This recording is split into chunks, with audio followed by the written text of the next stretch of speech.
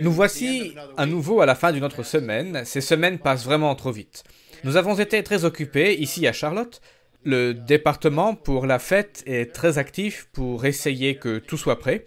Nous travaillons encore sur 1 ou 2 contrats, mais tout est plus ou moins en place. Et tous les sites sont finalisés aux États-Unis, ainsi que la plupart des sites à travers le monde où nous serons autorisés à tenir la fête. Dans certains lieux, les gouvernements n'autorisent pas la réouverture des salles de réunion. Nous espérons que cela changera d'ici à la fête. Nous pouvons seulement attendre et prier à ce sujet. J'enregistre de nouveau à la maison car notre équipe technique m'a dit que le son et d'autres paramètres étaient meilleurs chez moi qu'au bureau. Nous avons donc décidé que j'enregistre à nouveau depuis chez moi. Cela étant, je me rends au bureau au moins 4 jours par semaine. La seule raison pour laquelle nous n'y travaillons pas le vendredi est que certaines tâches de nettoyage ont lieu la veille au soir. Ainsi, la plupart d'entre nous, nous y travaillons 4 jours, puis nous travaillons à la maison le 5e jour. Toutefois, le département courrier est très actif, très occupé, et il travaille sur place 5 jours par semaine.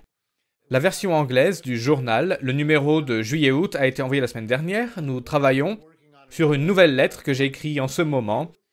Elle vous sera envoyée la semaine prochaine. La distribution du Monde de demain en anglais est très encourageante ces jours-ci. Nous ajoutons presque 4000 nouveaux abonnés chaque semaine. Bien entendu, nous avons aussi un programme de renouvellement afin de nous assurer que les gens soient vraiment intéressés par la revue. Nous voulons avoir beaucoup de lecteurs, pas seulement imprimer beaucoup de revues. Nous avons donc ce programme de renouvellement. Ainsi, chaque mois, un groupe d'abonnés reçoit une carte de renouvellement. Ici, aux États-Unis, c'est tous les 3 ans. Cela varie un peu d'un pays à l'autre. Et s'ils ne nous ont jamais contactés, nous leur demandons alors s'ils sont toujours intéressés par la revue. Et nous radions quelques abonnés chaque semaine, chaque mois. Mais notre dernier numéro a été imprimé à 339 000 exemplaires. Le prochain numéro du Monde de demain, qui partira chez l'imprimeur en début de semaine prochaine, tirera pour sa part à 371 000 exemplaires. Cela représente donc une hausse de 32 000 copies d'un numéro à l'autre. C'est environ 9%, 9,5% de hausse. Un très bon résultat. Nous voyons des bons chiffres un peu partout. Les revenus sont en hausse ici, en Australie et en Nouvelle-Zélande. Les choses se passent bien au Royaume-Uni et ailleurs dans le monde. Certains pays progressent plus lentement que d'autres. Nous soutenons l'œuvre en langue allemande. Nous sommes reconnaissants pour le travail herculéen effectué par M. Adrian Käfer. Il n'y a pas assez de mots pour décrire le travail qu'il fait. Nous sommes reconnaissants qu'il ait été ordonné il y a 2 semaines et nous savons qu'il fournira encore plus de résultats. Nous travaillons ensemble depuis le Michigan jusqu'en Allemagne pour faire paraître nos publications et produire de plus en plus de contenu. Nous avons aussi tenu une réunion concernant l'Inde. Nous avons un nouveau site internet, une nouvelle page d'accueil pour le site indien. Il devrait sortir le 31 juillet, ce vendredi.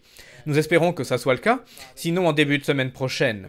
Mais nous commençons à mettre les bouchées doubles pour l'œuvre en Inde. Nous avons entrepris ces efforts il y a 5 ans, mais cela n'a pas pris comme nous le souhaitions. Et nous mettons donc beaucoup d'énergie dans cette direction. Je ne prendrai pas trop de temps, mais j'aimerais partager avec vous une nouvelle intéressante, une anecdote intéressante. Et je pense que la personne en question ne sera pas gênée, peut-être juste un peu si je mentionne son nom. Madame Susie Ruddlesden cherchait à acheter des gants en latex ou ce genre de gants pour les dames, pour les personnes également qui travaillent au département courrier et ici au bureau. Et elle avait du mal à trouver des petites tailles. Elle a contacté une entreprise et elle a commandé 1 millier de gants de petite taille. Et voici l'échange de messages qui a eu lieu entre cette société et Suzy. Le premier message est arrivé après la commande. « Bonjour et merci pour votre commande. Nous n'envoyons pas cet article en dehors de la région où nous sommes à cause des pénuries en ce moment. Nous n'avons pas débité votre carte et nous avons effacé ces informations pour votre protection. » Et Madame Ruddlesden a répondu en disant « Merci de m'avoir informé.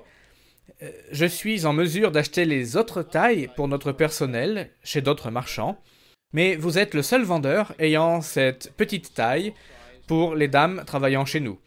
Merci de m'en avoir informé, je vais chercher ailleurs. » Puis elle eut la surprise de recevoir une réponse à son email disant « Merci pour votre réponse aimable et l'explication.